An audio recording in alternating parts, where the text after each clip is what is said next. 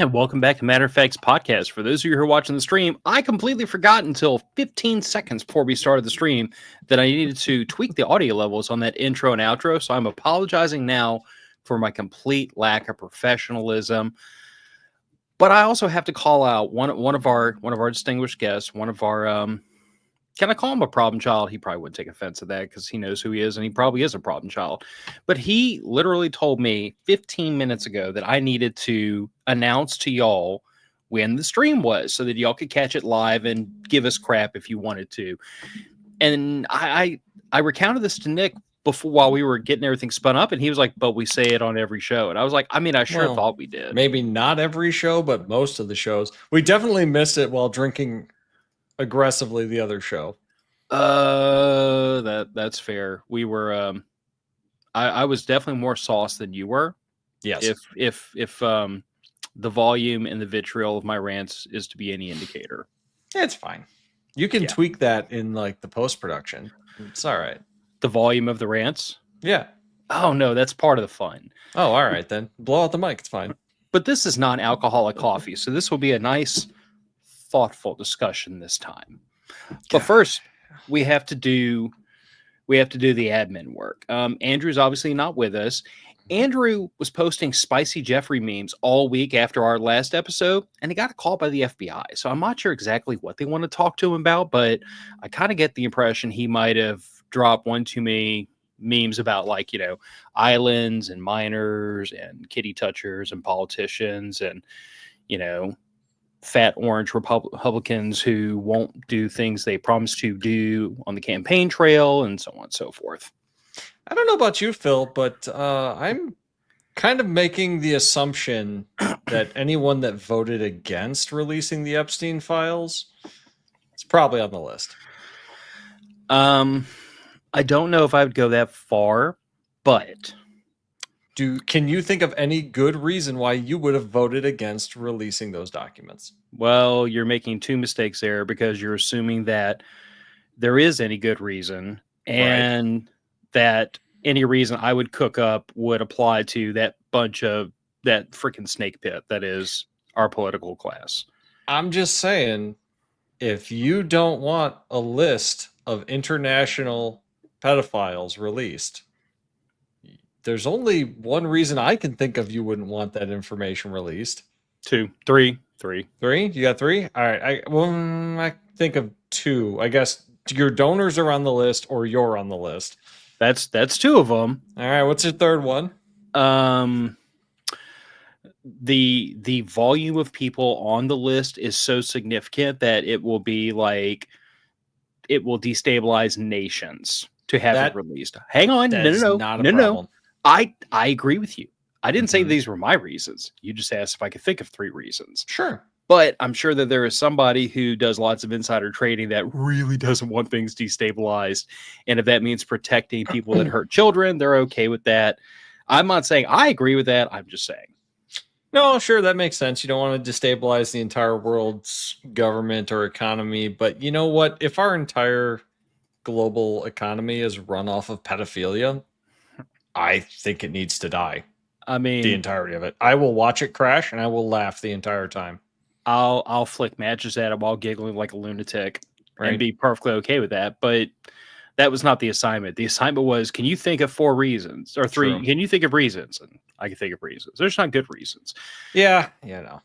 Anyway, if you're not a patron and you'd like to become a patron, you can support the lunacy that is this show for as little as $1 a month and as much as you can slide past your wife without getting into trouble. I mean, technically you could get yourself in trouble, but I would feel bad about it. I'd feel somewhat responsible for that. So, like, you know, I will laugh that you got yourself in trouble. I mean, I don't know, man. We've all been in trouble before. I mean, at worst, you're going to get a stern talking to. You know, you do raise a good point. So why haven't you bought night vision yet? Because, goddammit, I'm trying to be fiscally responsible. It's about my standards, damn it. It's not because you'll be sleeping in your truck. No, see, I'm too big for that. She can't carry me to the truck. That's the best part. I just have to let gravity take hold, and I'm staying wherever I'm going to be. She's strong, but she's not that strong. I am going to enjoy needling you for at least another 6 months to a year on the back of that joke. Oh, yeah. Don't you worry. All right. If giving your money away to random weirdos for no specific reason doesn't appeal to you, there's also links to merch in the show description. You can get a shirt, you can get a koozie, you can get a coffee cup, you can get whatever you like that they sell that has our logos on it. And it supports small business, supports the show. And my wife and I started a nonprofit last year. It has not crashed and burned. We have not embezzled money, and we haven't gotten sued yet. So, have you been hired for obscene rates for speaking fees? So, interestingly enough, slight sidebar. We actually did get asked to speak at an event. Nice. And we politely declined for several reasons. Moral? Well, first of all, it was very, very, very, very, very, very super last minute. Like, it was like on a Thursday and they needed something ready to go by Saturday. And I was like, whoa. That's tight. Yeah. And the other problem was 45 minutes or 90. We didn't even get that far. Oh, okay. The other thing was it was one of these. Have you heard of these? Like, they call them bro retreats. It's like 20 or 30 full grown men that get together and they hang out for a weekend and they play cards and do whatever normal adult male human beings do when they hang out in large groups. Nothing I would know anything about, because I like to hang out in the woods and play with guns and night vision and do weird stuff. Accurate. They do have some of those for that, though. Well, if you know any in my area, you should make an introduction and stop being a jerk, because I need those people. But it was in Wisconsin.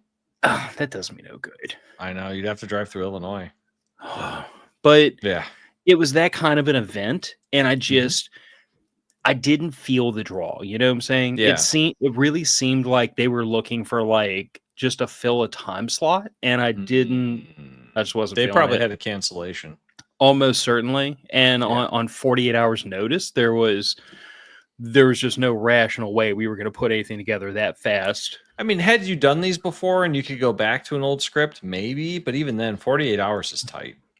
I think this was also a few weeks ahead of our very first event, so we were already in like fight or flight mode. Like we were down. Look, that first event, I mean, Gil and I talked about on this podcast. It was down to the wire to the night before. Like we'd gotten our curriculums and everything hammered out, thankfully.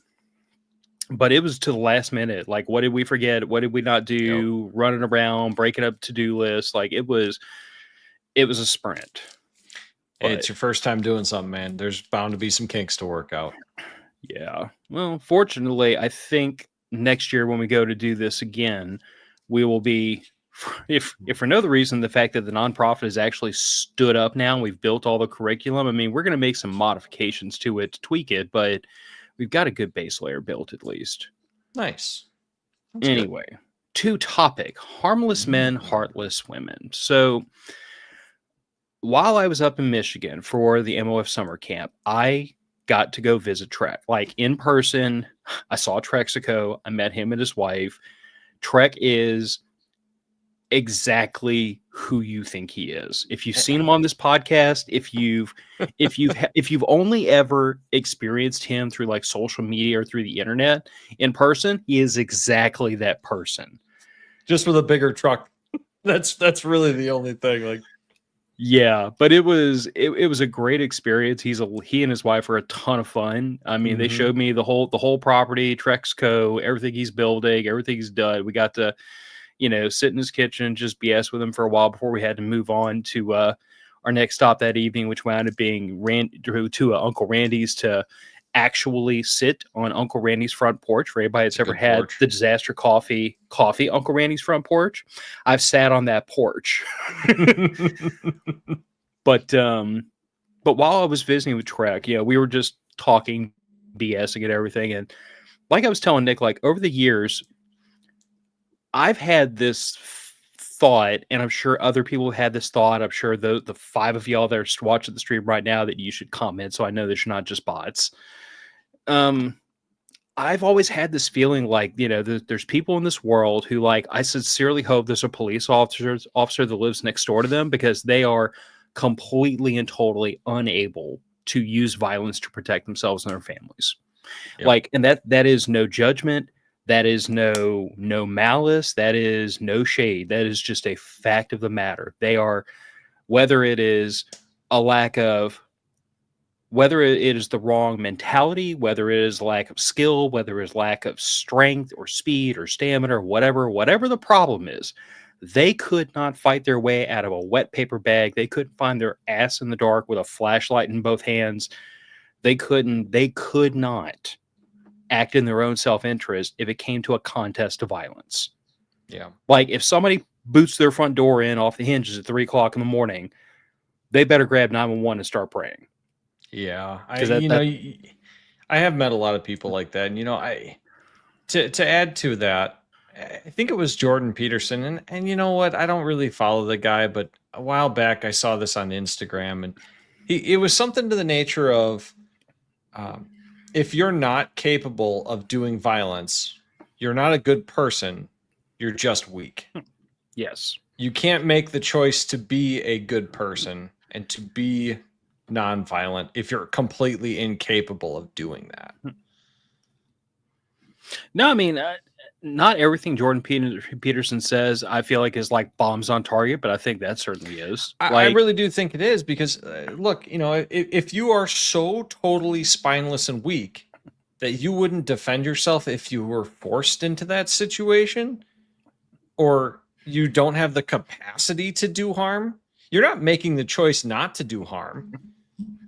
Like, I don't know. It's just, it struck me as very poignant that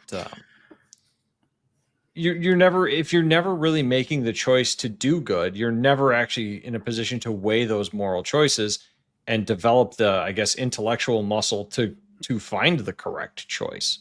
So it's going to lead to more, I would say, damage, unintentional damage, than if you were actually strong and capable. The person that's been tested in the arena, and whether the arena is a contest of strength, of speed, of violence, of combat sports, but the person that's been tested in the arena knows what they're capable of. Mm-hmm. And they know exactly how far they have to pull back to avoid harming someone. True. The person that has never been tested has no earthly idea what they're capable of or whether or not to pull back. So they are simultaneously more likely to hurt someone else with an overuse of force, or not hurt someone, not accomplish their task, because they overestimate their force. But this whole conversation, and there is more to it, but the part that stuck out to me, the part that like crystallized in my head, I talked to my wife as soon as we backed out the driveway. I was like, I need to write this down. This is going to be a podcast topic. Trek called those people harmless.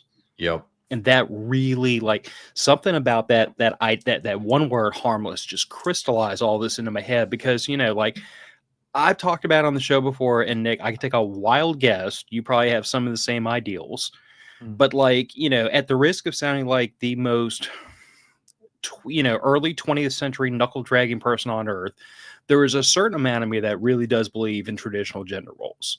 Yeah. Not that I think a person should not be able to express themselves outside of traditional gender roles, but I think that they are traditional gender roles for a reason.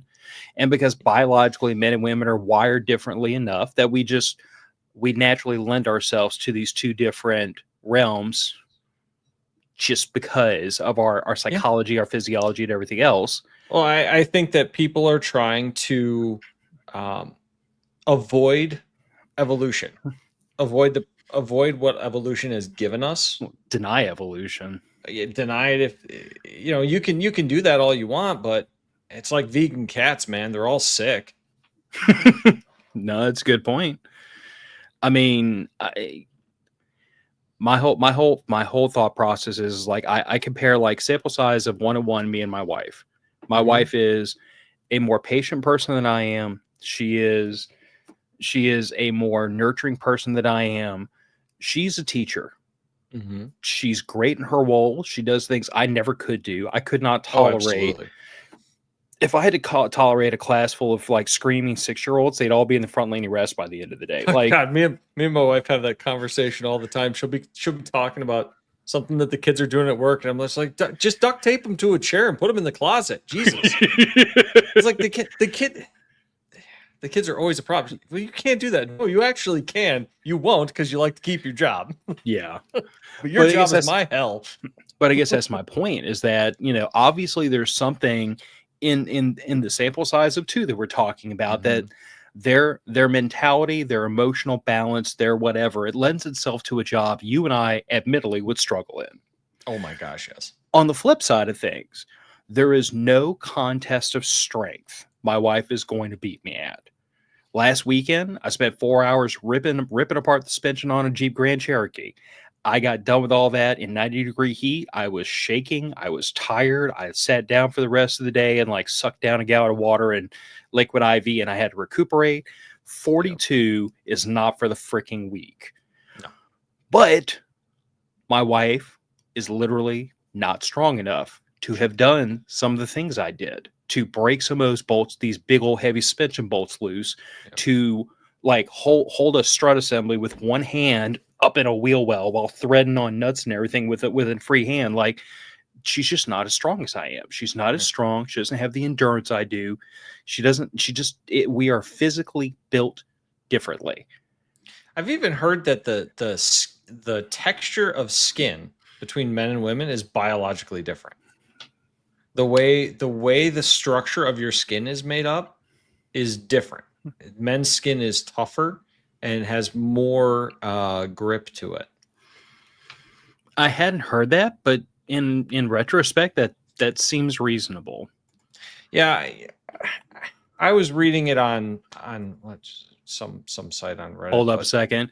KD5 PCK. I'm pretty sure that's a ham call sign. You shut your damn mouth. I do not. I am not ready for 50 yet. Give me a couple of more years.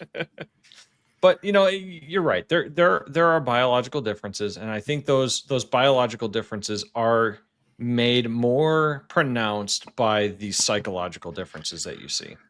Yeah, very potentially. But I guess and going down that, some of that is socialization for sure. But I mean, you can make that argument, but like my wife and I have done our absolute best to raise like my daughter with the mentality of like, you can do anything as long as you apply yourself. But my daughter does not have the physical strength of a young boy her age. Oh, absolutely not. Period. In discussion. But going down this road, I guess my thought process is I'm like, the way I was raised, the things I was raised to believe in, like as a husband, as a father, my first job is to protect my family. Protect and provide. And it was like whooped into us young that you like if it comes down to using violence, you use violence. If you have to shoot, you have to shoot. If you have to use your bare hands, use your bare hands. But you will not, while you draw breath, let harm befall your wife or your children. You will fight and you will stand in front of them. And if it means you lose your life, you lose your life. Like that was very basically, that was a very basic idea that I grew up believing in.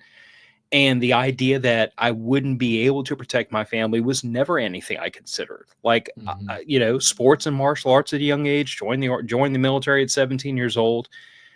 I mean, I've told this story on the podcast before. It's been years and years, but there was one night where, back when we had both cats alive, before one of them passed away, it was about 2-3 o'clock in the morning. I heard glass breaking and woke me up out of a dead sleep. Before my wife managed to roll over and say, "Hey, I heard glass breaking," I'd grabbed my gun out of the nightstand, locked and loaded it, and I was like moving into the hallway at a low ready because I didn't even think about it. I was like, somebody's breaking into my home. And I went for the doorway. And now it wound up being one of the cats knocked over a food dish, shattered on the floor. A cat was very upset. I was very upset. Cleaned up the problem and went back to bed. But my first reaction was, someone's broken into my house. I have to defend my family. But to Trek's point, there are people in this world, there are men in this world that are harmless, who don't have that mentality, who don't have the skill set, who don't have the strength or the stamina or the will or the whatever to protect their family. And, these could be nice people. They could be great providers. They could be great earners. They could be in very high power positions. they could be the most polite, moral men on the face of the earth. They're not bad people, but they are Sure. harmless. Yeah. Yeah. I I can't comprehend living my life in that way. I don't remember it ever being an explicit thing when I was growing up that you had to be the protector. It was just the default. It was just the default. If there was something dangerous that had to be done, you're the man, you're doing it. Period. It wasn't a question, it wasn't an option. Heck, even when I was a little kid, no. Grandma's not doing it. Mom's not doing it. You're doing it. Yeah, and to your point, it like I feel like you and I and we could get 1,000 people in a room and ask all 1,000 of them, is that biology, physicality? Is that socialization that causes that? You probably get a pretty even mix of the Both. two because like when I look at young boys that grew up in the era I did. Let me say that. Nowadays, I see lots of tablet kids, and I don't know how many of them would do the stuff we did when we were growing up. But like I remember boys, like we would literally we would wrestle, we would play sports, we would go after each other, we would shoulder check each other, wearing shorts on the sidewalk. Like we were boys, and we just fist fights on a log over a rocky creek. Yes, Stupid shit. but we grew up testing ourselves and testing each other, and like it was nothing to come home like bruised up, bloodied up, beat up, dirty, whatever else. And we stood in such stark contrast to the young girls that we knew, that we grew up with, that were in the same neighborhood, in the same socioeconomic strata, who grew up in some whose parents worked some of the same jobs. In some occasions, playing in the exact same area at the same time. I mean, the neighborhood I grew up in was relatively small. There were probably only, there were, I would say 10 to 11 kids in our neighborhood, fairly small out in the country. We were spread out a ways. And most of the time, the boys and the girls, we were all out in the back 40 together. Nowhere near doing the same things, but in the same area, socializing with each other. And each looking at the other like, why are you doing that? Absolutely no understanding of the way the other world worked, or what the rules were, or what the social conventions were. And like, even looking back on it, I couldn't honestly tell you how much of that was like, how much of that came from within and how much of it was kind of encouraged from the outside. I don't know. I feel like a lot of that was just boys being boys. Yeah. I do feel like the impetus that like, hey, you like when dad knows he's leaving for a couple of weeks, like, hey, you 12-year-old boy, you're the man of the house. Watch out for your mom. Take care of your brother. Don't let the house burn to the ground until I get back. And like, now, did my dad expect me to go get a briefcase and go get a job and like pay bills? No. But it was the idea that like, okay, dad's not here, so I have to step up and try to like, if mom needs something, if mom needs help, if something needs to be done that I can do, I need to quit being a kid for 5 minutes and go deal with it like a half-assed an adult. And I don't know, like that was just an expectation. But I have these moments in time throughout my life where like I remember my dad, like somebody be beating on the door at 2:00 in the morning when I was really young, and it was just teenage idiots being teenage idiots, beating on people's doors and running off. Usually is. Yeah. Well, in this case it was, but my dad still came to the front door with a handgun in his hand, wanting to know who was beating on his door at 2:00 in the morning. I can remember times when the neighbors would come over, like being assholes and ranting, yelling about, your kid walked through my yard, stupid shit. And my dad would take him to task and be like, look, don't come over here yelling about my damn kid. If they did something wrong, I get to deal with them, not you. Yep. But like my dad set that standard of, I am the man. These are my people to protect and to take care of. No one gets to mess with them. This is my family. So that example was instilled in me very young. And most of it wasn't even like a consciously taught. It was just I don't know, watching my dad and be like, oh, that must be the right way to do that. Right. I think a lot of it can be socially driven, but look, if you look at evolutionary pressures on societies, men are disposable. They are. I hate to say it that way, but No, they yeah. are. If you have a village of 100 women and one man, the village is going to survive, probably, assuming the man isn't sterile. Going to If be a you lot of weak have, chins and messed up teeth in a generation yeah, or but two. still, like evolution doesn't care if you're ugly. Evolution cares if you can continue to breed a successful population. And Whereas yes, eventually, to if your you point, had, 100 men and one woman, that it population dies. is going to die. Yeah, unless you can find more women to import from somewhere else, which did happen Yes, historically. I was about to say not to go to a dark place, but historically that was always an option. That was typically the option, but your society is going to die. It's just the way it is. Women are the only ones that can have children. So they are evolutionarily and biologically more valuable to protect. Yeah. So.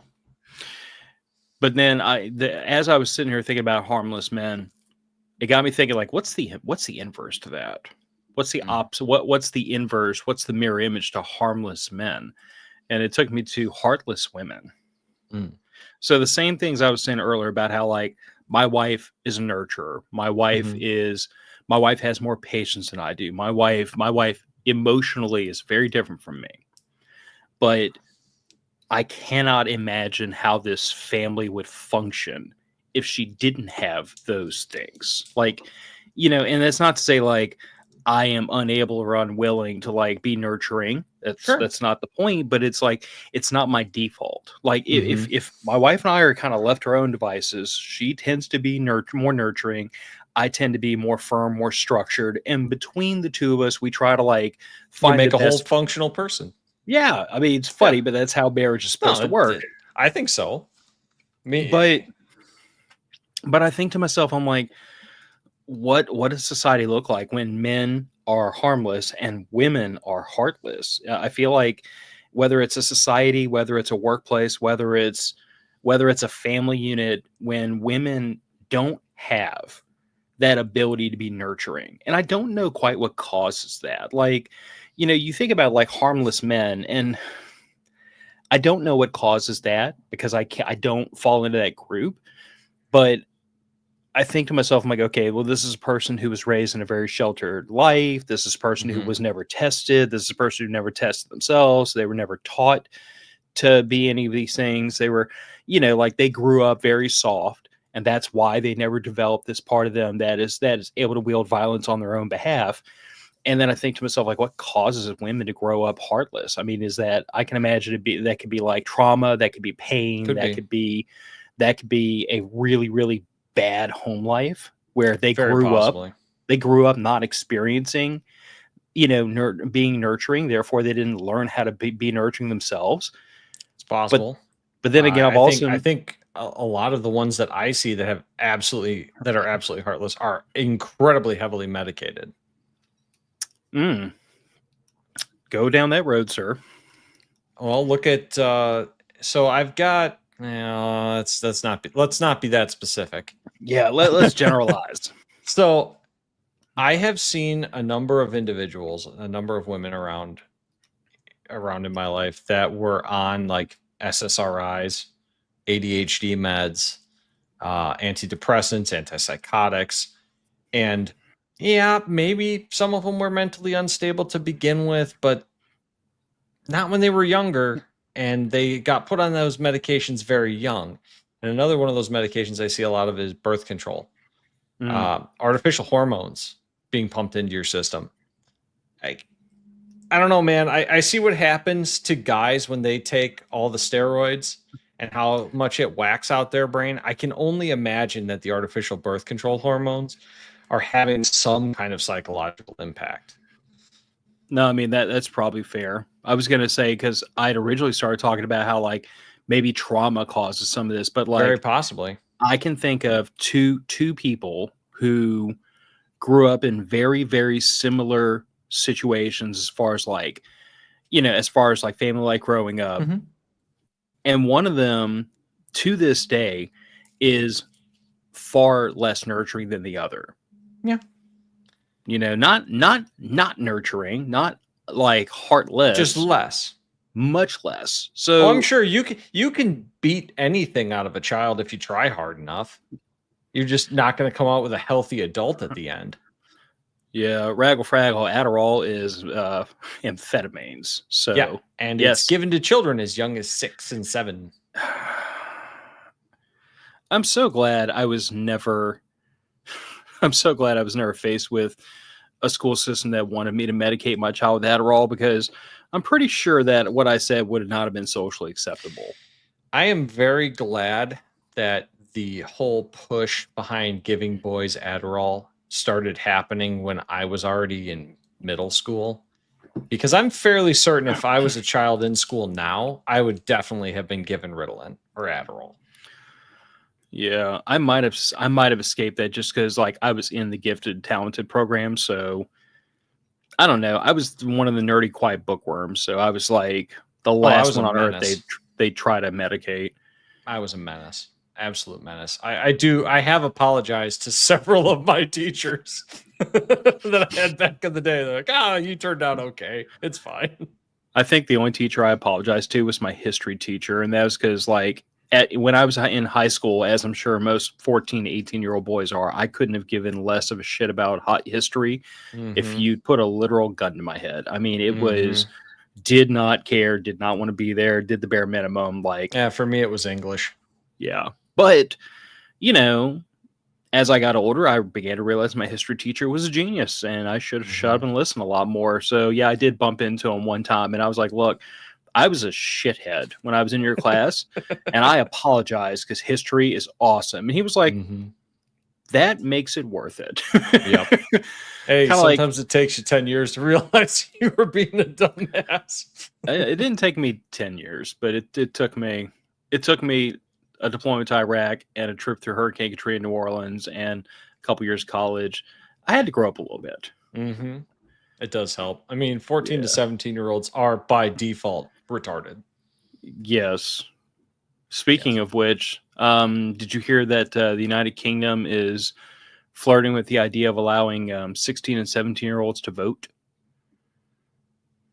Yeah, that's going to work out well. Oh, it's going to work out beautifully because I'm pretty sure what they want is to get them to vote for, socialist policies. But well, it is very easy to convince 16 and 17-year-olds to do things for free stuff. Yes. Well, my response was poignant. It was whatever the legal age of adulthood is, it needs to be that for everything.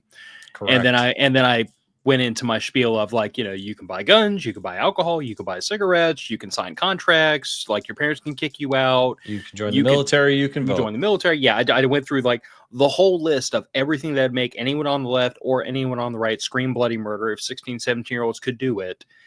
And then I said, y'all get together and pick. I'm cool with whatever.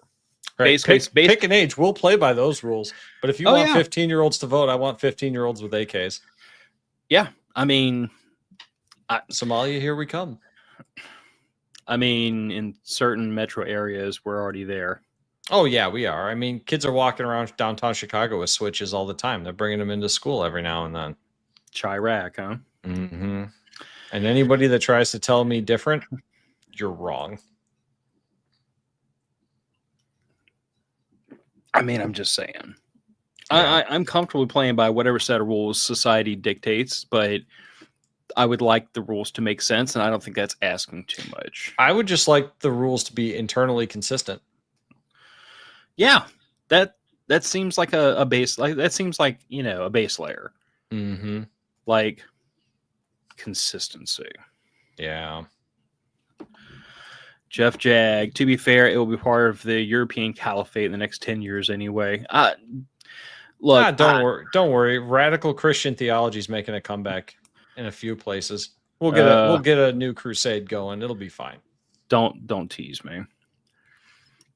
But I don't know, man. Like I've actually, so in the name of, before we move on to the last of these pieces, because this is poignant, I think. I have really heavily cut back my social media consumption in the last several months, and I found that I am shying away from a lot of like the preparedness content I used to swallow a lot just because I started to notice I'm like every single time these guys are talking about the end of the world again. Yeah. Every single episode is the world is going to end. That is what caused me and my wife to leave the first preparedness group we were part of. Was disaster trading? Mm-hmm. Disaster trading, just intellectual masturbation about how the world is going to end. You know, Yeah. it was always, we've got 8 months. It was always 8 months for whatever reason with these people. And No matter 8 what it months was, later, 'cause- you're still there talking well, about in 8 months. we were closely affiliated with this group of people for about a year and a half, more me than my wife. But after a while, you know, we're a year and a half in, he's like, "Oh, we've only got 8 months to get all this ready." And I did stop him at one point and I said, "Yeah, man, you said that 8 months ago." Well, we got lucky. Like, I don't actually think the world's gonna end. It'll just be maybe shittier, but not end. Yeah, so Raggle Fraggle, the problem is they're right, just not right now. So Yeah. what is I'm trying to think. It's a website or something, and I'm going to think about it as soon as we wrap up. But it says on a long enough timeline, everyone's survivability goes to 0. Oh yeah, absolutely. So Sure. just for the sake of argument, like, yes, the world is eventually going to end. All life on this planet is going to wind up being dust. No one is going to make it out of this MF or alive. Like that is, Earth will eventually be swallowed by the sun expanding into a red giant. yeah. And Congrats. eventually the United States of America is going to fracture and, the economy is going to collapse and world governments will burn. Like, yes, sooner or later it will all come falling down and no one will put Humpty Dumpty back together again. Mm-hmm. But I really hesitate to ever assign timelines to any of that because it begins to sound I begin to sound like a charlatan the minute I start asserting that I know when things are going to fall apart. Like when best case, you sound like a doomsday cult. Yeah, but like when you and I talk about things like, like the economy is going to go to the moon sooner or later. Oh yeah, eventually we are going to hit a massive recession. Yes. It is a when, not if. It is a mathematical certainty. But I've never said, oh, in 6 months, oh, in a year, oh, this, oh, that. Now, I have gone so far as to say, based on what the market is doing right now, I would highly advise you to do X, Y, Z, ABC, because that's not what's going to happen in 6 months. That's what's happening in 6 seconds. Well, I do recall when COVID was starting up, I do recall you saying on this show, hey guys, if this pandemic does get as bad as they claim, it could have massive impacts on the economy. And it did. And it's still having impacts. For exactly the reasons I didn't think it would, but yes. Mm-hmm. Yeah. Thank you, money printing. Really appreciate all that. Yeah. But Rachel said, I can't think about the world ending. And I'll tell you this, the secret sauce. Despite the world I live in, and despite the things I advocate, and despite the fact that I spend most of my waking hours trying to advise people what they should do on the worst day of their life, I am also very quick to point out to most people, I'm like, hey, never invest a penny in anything you're not willing to not use. Yep. Because the likelihood is that rifle behind me will probably never get around fire through in anger. God, I hope so. It will probably do nothing but go from here to the gun range and back. It might go to a class one day. Wouldn't that be fun? But the odds that I'm going to have to load up like I'm going to Mogadishu and go burn down the whole block is almost 0. The likelihood that I will have to use my carry gun to defend myself, my family, is almost 0. Like, you have to look at some of these things from a very dispassionate, real world, statistical 30,000 foot view and realize most of these things are probably not going to happen. So I think you should invest energy, money, time, whatever in these things to the degree you feel like is appropriate, just in case you have to use it. With the understanding that in spite of all these things, I still have a 401k. I still have savings. I'm still working on paying off a mortgage early, because the greatest likelihood is that I'm going to make it to 65 and not want to work till the day I die. Yep. I mean, I'll probably want to continue working, but that's because I pathologically enjoy work. Yes. Jeff, I did expect the government to be stupid. I expected a different stupid, I guess. I was betting on the wrong stupid. Yeah, I expected government to be stupid. It's hard to pick one stupid. They do a lot of stupid.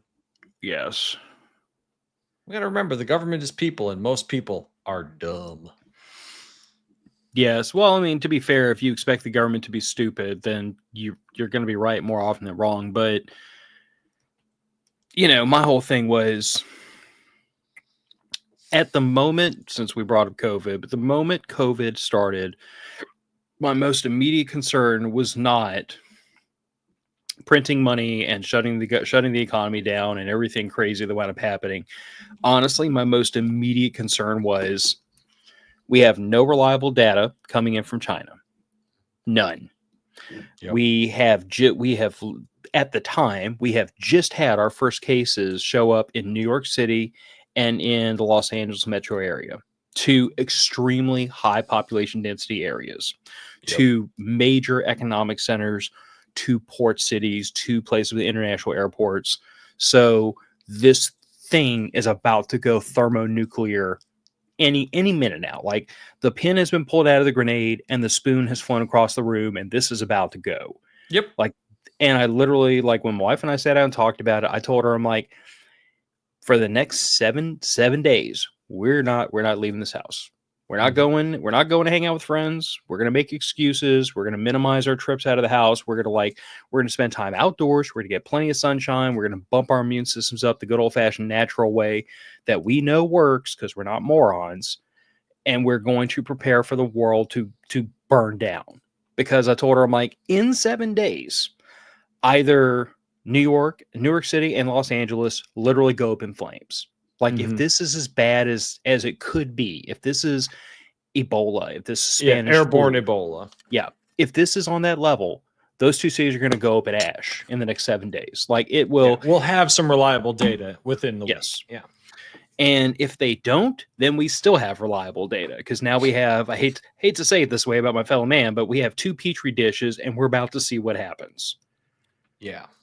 And at the end of 7 days, I mean, were there a shitload of people in the hospital? Yes. Yeah. But there were still enough people to keep the hospitals open and the power stations on. So I was like, aha, now we have data. Yeah. Well, true. And by that point, by that 7 days, we also had some reliable data coming out of the EU, especially Italy, because Italy got hit hard pretty early. And almost everyone in Italy that was dying was elderly, obese, diabetics, and smokers, or people with heart conditions. Yeah. Well, we knew that within the first couple of months of our own timeline, but nobody wanted to listen. No, nobody wanted to listen to it. But you know what? That's because the fear sells and the bad news sells, and the government wanted to do government-y things. I will say this much, though. That my background is statistical analysis, right? Mm-hmm. It's not exactly hard, because at the time, this was 90 days after COVID hit our shores. Sure. It wasn't really that difficult to look through the CDC's stats and age stratify them yourself if you know what you're doing. It really wasn't rocket surgery. So I did it on break at work, and I do not have a background in statistics. Yeah. Needless to say, I did my own work, and I came to the conclusion fairly quickly. I'm like, how old was I at the time? 38. I was 37, 30 years old. I'm like, okay, I am 37, 38 years old, only moderately overweight with no comorbidities. I like my odds. Well, that was the discussion I had with my wife at home too, and with many of my coworkers, except for one, because he's got some comorbidities, and I was like, you might want to be cautious, because he was 72. Ooh. But other than that, he was in great health. He's still alive now. He's been retired for a few years, but everybody else here's under 50. or, in the 50-55 range, you're probably going to be fine unless you had a comorbidity, which none of them did. Yeah. The only people I know that died of COVID were elderly diabetics over the average age of mortality in the US for their generation. Like, yeah. I And can't while be that over the average age of mortality, I can't be mad about that. no, and while that is an individual tragedy for the families that lost their It loved ones, absolutely is. Not trying to diminish it at all, but not a shock either. you're kind of at that point where if you died of something else, no one would be surprised, Yeah. or at least not terribly. Well, and I mean, this is kind of what I recounted someone recently who lost a very elderly family member. I was like, look, at their age, it didn't matter what the next thing to get them was going to be the flu. If it wasn't that, it was going to be pneumonia. If it wasn't that, it was going to be falling, breaking their hip, and doing poorly afterwards. Yeah, I mean, I hate to say it, but at a certain age, like you are one stray banana peel away from going to see Jesus, and that's not meant to be like. That's not meant to be antagonistic or harsh or uncaring or anything. That's just like reality. Like, it's the reality of biology. Yeah. As you get older, it's more and more likely something's going to kill you. It's an unfortunate fact that we all have to come to terms with. Until the likelihood is 100. Right, exactly. It's terrible, but that's life. All right. 13 minutes. We can do it. You've heard the parable of the four seasons, right? Absolutely. I think we all have at this point. Yeah. So this is like the good old fashioned, like, good men make, what is it? Hard times make strong men. Strong men make good times make weak men make hard times. And it's four seasons. It tends to repeat itself. Yeah. Well, as I was sitting around toying with this idea of like harmless men and heartless women, and it maybe this is my own personal societal blinders, or maybe the fact that I'm only 42 years old. If Stuart were here, Stuart is several hundred years old and could tell me, because of his incredibly long lens, but his very short memory, he could probably correct me on this. But like, it just feels to me like the proportion of people in society that are heartless and harmless seems to be growing. Yes. Like the proportion of people who are unable or unwilling, either or, doesn't matter, amounts to the same thing, to sacrifice, to plant trees, the shade under which they will never sit, the number of people who are able to give of themselves for the common good, the number of people who are able and willing to break generational curses, because that shit's freaking hard. The number of people who are willing to like eat beans and rice 7.5 days a week, because that's what they got to do to make the ends meet so they can afford to put their kids into school. The number of people I see in society who are willing to do hard things because there's a payoff later seems to be shrinking. And that scares the shit out of me, because when Gillian and I were younger in our marriage, like we had a very constricted budget. The first year we were married, both of us worked. I was still in college. I worked or went to school 6 days a week. Yep. I was taking a full-time loaded school, and I was working 60 hours a week. She was working full-time in New Orleans. I was working in New Orleans, living in Slidell, and going to school in Hammond. So for those of you who aren't from this area, it was a 35 to 40-minute drive from my apartment to school. It was about an hour and 15 minutes from school to work, and then it was about a half an hour from work back home. So I literally, like, I had 1 day a week where I could actually get 8 to 10 hours of sleep, and it was freaking magical. Yeah. But in spite of working 60 hours a week, most of my money went to bills or went to the bursar's office. And we ate pork chops and red beans and rice and peanut butter sandwiches most of the time. Like, Gillian and I had to struggle. We had to watch our money really carefully. And even when I graduated college and I was excited because I was like, woohoo, one full-time job, and I don't have to pay, that $2,000 a semester when that was a bargain to go to school. Yeah. Like, I was all excited because I'm like, woohoo, only one full-time job now with a little bit of overtime. Yep. But I talk to younger people now, and they literally think that is impossible. Like, they're like, there's no way you could work even full time, much less 55, 60 hours a week and go to school full time. There's not enough time. Like, how do you get 8 hours sleep? How do you have time to socialize? How do you have time to do this? And I'm like, first of all, I slept 4 hours a night. Not great for you, but hey, we all have had to do it. I slept on the couch at work 2 nights a week because I worked 2 10-hour doubles and we were closed for 4 hours. So I'd literally shut the place down, shut all the doors, shut all the windows, lock the place up. And I had permission from my boss to sleep on the couch because I worked a night shift and then the next day shift. Yep. And I would knock out on the couch for about 3.5 hours. I'd get up, go into the bathroom, deodorant, change my shirt. You know, like I kept a full change of clothes there in case I got jet fuel or diesel or anything on me. But I would change. I'd brush my teeth, clean myself up, get a cup of coffee and a cigarette. And then I'd open the place up and go back to work. But like I talked to this generation coming up behind us, dude, and like they cannot conceive of the life I'm describing to them. They cannot conceive of driving a truck so old. You have to like check the oil every time you pull into a gas station to make sure there's still oil in it. They cannot conceive of they cannot conceive of the level of austerity I'm describing to them. And that level of austerity didn't feel like poverty to me. It was just, oh, money's just real tight. You know, it'll be better later. We have had a number of interns, and I've mentioned this to you, I think off the air before.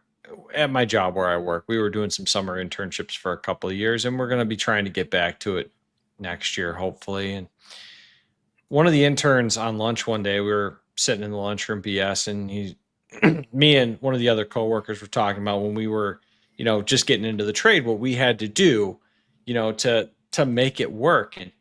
And, night school on top of working a 60 to 70, sometimes 80-hour work week, plus a 45-minute drive one way to and from school. There wasn't a whole lot of sleep being had. There was no socializing being had. Thank God my wife was a very patient girlfriend and was willing to only see me like for the 45 minutes I had before or after class.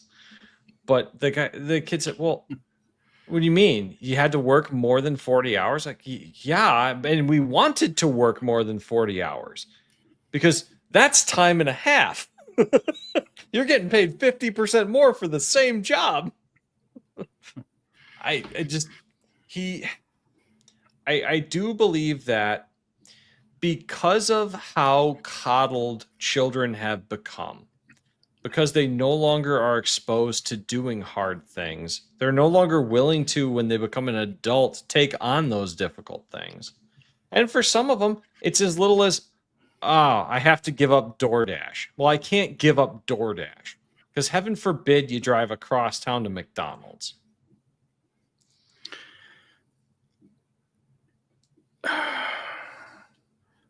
Thank you, Nick, for shredding the last little tiny bit of faith in humanity I was clinging to. You're welcome. I live to disappoint.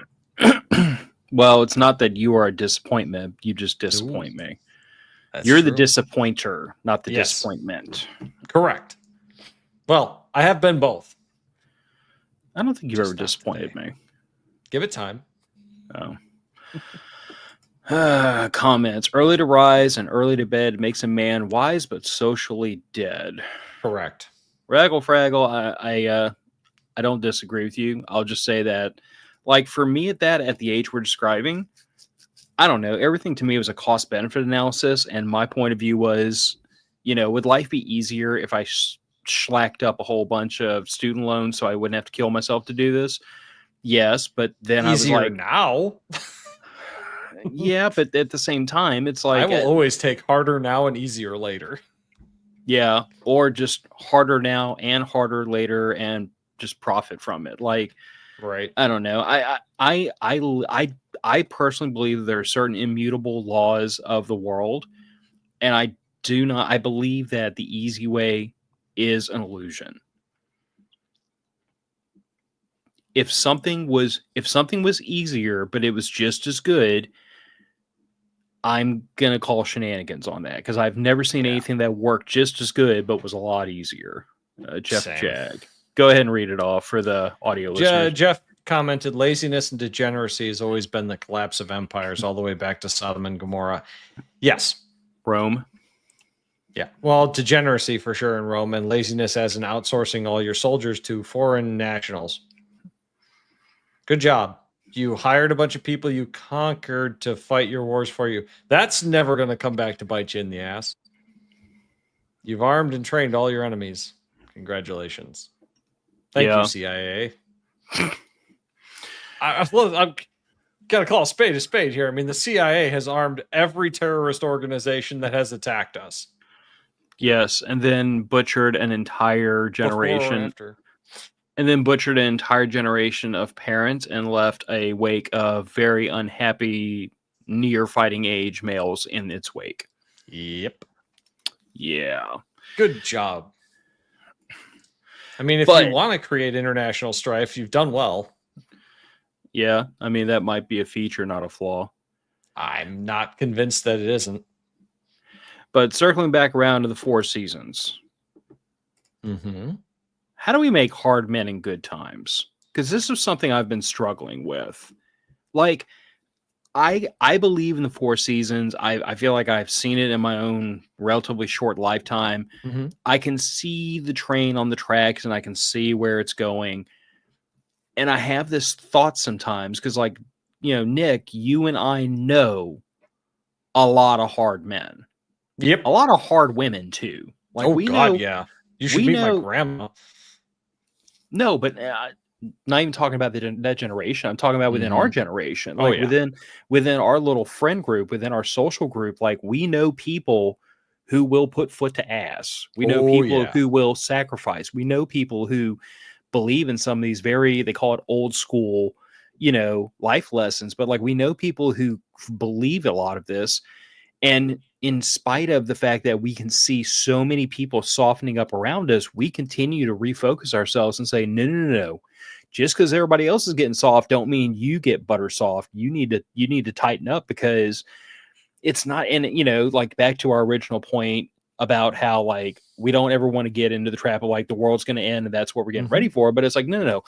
You don't harden up because the world's going to end. You harden up to prevent things from ending. Correct. You tighten up because if you don't, that's when things are going to get bad. Yeah, absolutely.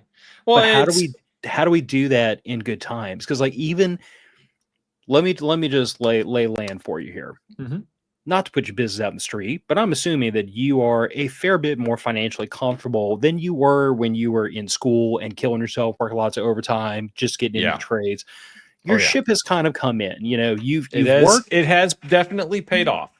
Yeah, judging by the toys on the bench behind you. Okay. The lathe was free. Lathe was free. I always point the wrong direction. I know the camera being reversed kind of messes. Oh, dude, it drives me nuts. I have thought about mirroring the camera just so it made sense in my head.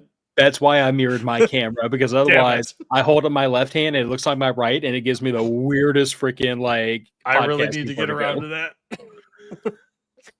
Anyway, hold on a second. KD5 PCK, Four Seasons. I thought we were going to hear about crawfish, shrimp, crab, and oyster season. That's different Four Seasons. Phil's the coon ass. I'm not, so that's on him. Yeah, but Phil, now I think I got one for you. I bet I think I know who that is. Nice. Yeah, that's our patron that didn't know when we streamed. Because I'm pretty sure that's his ham call sign. Oh yeah, well we could find out pretty easy. That stuff is registered, and you can Google up the list. So your question is, how do we make hard men in good times? You have to allow children to fail or succeed on their own merits. You have to. I was allowed to fail often, repeatedly, sometimes painfully. And you look at my friends. Yeah, we were right. I look at the people that I know growing up who were not allowed to fail, who were kept from failure for the sake of their safety. They are not as confident, they are not as capable, and they are not as striving for success. I'll go with that. I also think another thing, another very important recipe is, or another important, oh God, I'm drawing a freaking blanket. I haven't even been drinking. Maybe you need Another to important start. ingredient in this Yes, recipe there you go. is, I think it is important that parents model and teach children the value of sacrifice. Absolutely. I think it is important to, like, for a parent to model this and to try to show their children that, like, look, if you sacrifice this, you get this later. If you don't, then you miss out on that. Like, to try to reinforce the idea, this very basic tenet, which has been life as far as I'm concerned, Yeah. of like, look, the whole world works like this. Either you can have one today or you can have two tomorrow. Yep. There will always be those people who choose a bird in the hand's better than two in the bush. I want the Sure. one right now. Mhm. But your goal is to teach your children, teach younger people about the value of saving, the value of sacrifice. In psychological terms, the technical term is deferred gratification. It's like, this would be really fun or feel really good, but if I defer gratification, I can have more later. Absolutely. And I think that that is like a great lesson to teach young people, because it is the foundation for saving. It is the foundation for, for like giving up hanging out with the friends to go work. It is the foundation for, I want to watch YouTube, but I need to study for this test. I feel like that is the foundation on which you build so many of these other life skills, is the idea that, like, if you sacrifice today, you can profit from it tomorrow. And if you don't, then you don't have tomorrow. Right. Then you have nothing to profit from tomorrow. KD5 PCK says, live like no one else now so you can live like no one else later, Dave Ramsey. I disagree with Dave Ramsey on a few points, but on that one he is correct. If you do not, or if you choose to live like the average American does, up to your eyeballs in debt, very little savings, very little retirement, you are going to live like the average retired person that did that when they retire. You're going to be stuck in your house with nothing, living on Social Security and only that.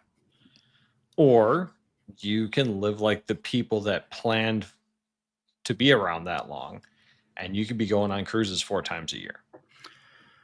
I mean, I could always haul out the old story of the ant and the grasshopper, but that might be a little too on the nose. But I mean, that's honestly like a fair way to kind of phrase this all up. Is at the end of the day, I cannot remember who said it, and I always kick myself for not being able to remember these really impactful quotes that stuck with me over the years. But somebody once told me, they said that the proportion of people who are impoverished, because of a lack of earning potential, is far outweighed by the people who are impoverished because of poor habits.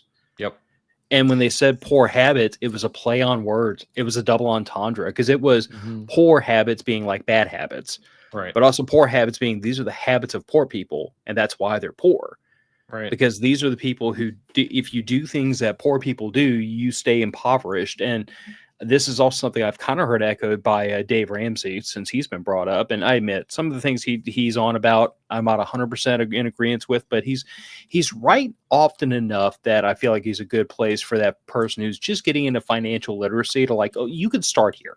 There are worse places to start. If you apply his rules as intended, it will be helpful for a large number of people. But you can also use different strategies and get further. True. Like there is such a thing as good debt. There is such a thing as constructive debt. And there is. I know he's a absolutely no debt person. Okay. That's fine. If you want to be like that, but I probably would not be able to, while renting, put together the $200K for a house.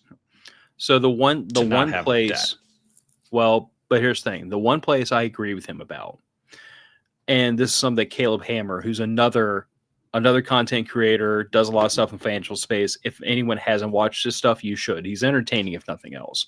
He's definitely entertaining, and my God, the interest rates some people are willing to pay. The highest one I've seen from his show is 527%.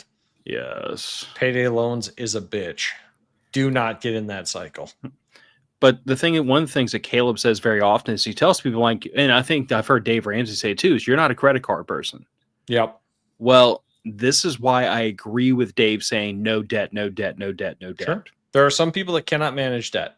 And that's the problem, is that if it's like telling a person who has a drinking problem, you can never drink again for the rest of your life. Now, is that person literally going to die if they have a single supervised sip of alcohol and are not allowed to have anything else? Probably not. Probably not. But the problem is, in the Left to your real own world, devices. in the real world, left to their own devices, they cannot control it. And I believe that the average person is like that with debt. So with that, I understand where you're coming from, and I think I also understand where he's coming from. And absolutely. I think his point of view is that, like, you wouldn't be on my show talking to me about how do I get myself out of debt if you could control debt and make reasonable decisions about what's good Correct. debt versus bad debt. You wouldn't be here today. Yeah. So if you're here, the answer is you cannot handle debt. It's like if you go to I think that's very. If you go to AA, you cannot have a glass of wine at your uncle's wedding. Clearly. Because you cannot control it. Clearly, you cannot stop yourself. You cannot control your behavior. And because of that, you need to avoid the things that cause you to lose control of your behavior. Fair enough. But he does make some kind of absolutist statements about debt and the population generally, that no one should be using debt, and that I disagree with. I think that if you show that you cannot use debt, Katie5 PCK says, good debt equals my wife. I will say that I tell my spouse regularly that she is by far the most expensive habit I have. Mm-hmm. Like, sometimes I think crack would have been less addictive and probably cheaper at the end of the day. But I don't know. Bro, I bought a house because of her. I mean, I would have still bought a house, but it definitely wouldn't have been this nice of a house. That's for damn sure. That's my point. It would have been a way nicer garage, though. Dude, I would have lived in a friggin' van by the river. I mean, before it was popular. No, I probably would have been living in the office above an industrial building that I had turned into a workshop. Your terms are acceptable. Uh-huh. I would have bought a multi-car garage to hide a car collection and then lived on a cot in the corner. Yes. Cots are acceptable furniture. Yes, very comfortable until you get to 42. Oh, man, you should have... I should see if I still have a picture of my first house before my wife moved in compared to my house currently post getting married. There's a lot more furniture. Yes. Pretty sure it was a mattress on the floor, a futon, and a 50-inch TV on the wall. I mean, look, I don't even think I had a table. It doesn't take much to keep men entertained and happy. We're pretty cool with austerity. I'm fairly certain my table was sawhorses and or a couple of 5-gallon buckets and a plank across it for a hot minute. I mean, you could have scoped out construction sites until you found one of those big old wooden wire spools, the round ones. Oh, yeah. We used those for paintball bunkers, though. They were much more useful for that. That's fair. But yeah, I don't know. I mean, this was an episode I wanted to bat around because ever since I stopped in on Trek and he dropped it on me like Harmless Men, I was like, oh my God, that's got to be an episode. Oh, it's perfect. It absolutely is. Yeah, but it kind of got me down this road of like, okay, I see the problems developing. I see people who are not bringing the things to the societal table that I believe that biologically they are kind of predisposed and predetermined to bring to the table if we're going on like, 1,000-person averages. Like, I understand there's that one lady out there that can put foot to ass and that one dude out there who can handle a classroom of kids. My hat's off to both of y'all. But like, on the averages, I can't do it. Yep. Yeah, on the averages, our skill sets just lend ourselves to different things, and you got to give me that as a generalization, or nothing works. But I think to myself, I'm like, okay, well, what do we do when things don't work out that way? What do we do when the society around us is breeding people who just cannot function, they can't see a way out of their circumstances other than the mountain of debt that you and I both know leads nowhere good. And it doesn't have a good end point.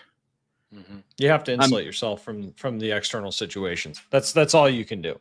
And that's what I think preparedness is. It's extra insulation from the impacts from society. Whether that's an emergency fund, whether that's extra food, whether it's a good spare tire in your car. Yeah. I also worry about, but see, me having a child, I also worry about the world that I'm sending her out into. Because I will be the first to admit, as I'm sure you have, as have many other people, have had that moment of frustration and aggravation at the world around us, and we've just said, God, I can't wait till this all burns to the ground. Absolutely. Like, usually it's a Monday morning when I'm going into the office and I'm about to have to deal with 9 hours of bureaucratic nonsense, and I just think to myself, I'm like, God, when can we have a zombie apocalypse and everybody starts eating each other? Like, can we start that today, so I don't have to go through 5 more days of this nonsense? But at the same time, I'm very quick to like kick myself in the butt and be like, I don't want my daughter to grow up in that world where everything is burning. And no one I know that has kids wants their kids to inherit the world that is on fire. Which brings me to these moments of time where I start thinking, okay, how do we unscrew this situation? And we as a society start teaching people things they're really, really gonna need to make it through life, so that the world doesn't burn one kid at a time, ash. man. One kid at a time. That's unfortunately the answer. Is you fix it one kid at a time. You can't fix other people's kids, because chances are by the time you're interacting with them, they're beyond the point of being properly socialized and not turning out into little hellions. I will also, just as we go to close show out, I'll also recount something that I heard recently, and I couldn't tell you where. I'm not even going to attempt to quote it. It was something to the effect of like, somebody was talking about how this next generation, Gen Z going into Gen Alpha, which is like, I think my daughter's like right on the cusp. She's just barely Gen Alpha. But somebody was making like noticing about that generation, that age range, and they were like, these kids grew up with tablets in their faces. They're anxious, they're weak, they have no social skills, they have no life skills, they have no practical skills, they don't know how to do anything, their parents don't teach them how to do anything. And if your kid is not any of those things, like if you have that kid that you've taught life skills to, you've talked to them, you've tried to raise them right, they're going to road march all over the rest of their generation. Correct. Because they will be the one in the bunch who's got their crap together in a sea of kids who can't write a job, who can't fill out a job application. Who can't conduct themselves in a job interview. Yeah. Without mommy sitting next to them. Yours will be the one who sits in that chair and looks their soon-to-be boss dead in the eye and answers yes or no, sir. Yours will be the one in a sea of resumes that are written like an 8th grader wrote them. Yours will be the one who's got a resume that's written like an adult wrote it. And it stuck with me, and it was this idea that like, okay, I can't fix everybody else's kids. We know that. I know that rationally. I get it. Okay. But I can make sure that my kid is fully prepared to kick the ass of the rest of her generation, because that's something I can deal with. It's like I have told people many times. The reason you cannot afford the lifestyle you want is not because minimum wage is too low. It's not because you're not paid enough. It's because you're not willing to work as hard as the people that can afford it. Like when me and my wife were buying this house, there were a couple of people in our friend group that were pretty mad about their housing situation. They were stuck in an apartment, and they were pissed that I was buying another house. I was buying a bigger house, a nicer house. These were also the same people that were working at the time like 30 hours a week part-time. The same place that they've been working since they left high school. Nothing wrong with maintaining same job, but it wasn't really a career field where you're going to make good money, and they're not even working full time. At the time, I was working 65 hours a week plus 2 side hustles. And I told them, you're not ever, no matter how high the minimum wage goes, going to be able to outbid me because I'm willing to work twice as much as you are. And I will bid twice as high as you can. This sounds very similar to something I heard a long time ago that said there's 3 ways to get ahead in life. You could be born lucky and we weren't. You could be born rich and we weren't. Or you can be willing to work twice as hard for twice as long. Yep. And if you're willing to work twice as hard, twice as long, you will beat everybody else because you're just willing to outwork them. Persistence beats talent most of the time.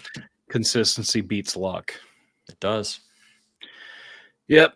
And you can apply that wherever you want as we walk this out the door. It's 8:45 p.m. I have to haul my sorry ass out of this house at 4. I have to get up at 4:15 in the morning and haul my sorry ass out of here at 4:50 in the morning to go to work. Hey, I get to sleep in until 4:30 tomorrow morning, so I'm pretty happy about that. I've been getting up at 3:30 the rest of this week. Yeah, I really can't complain too much about having to wake up at the crack of dawn, but it is a little. I've been up before dawn, and it's July. It is a little odd though, because like it's the summer, which means my wife and daughter have been off all summer, and I've still been like, going to work.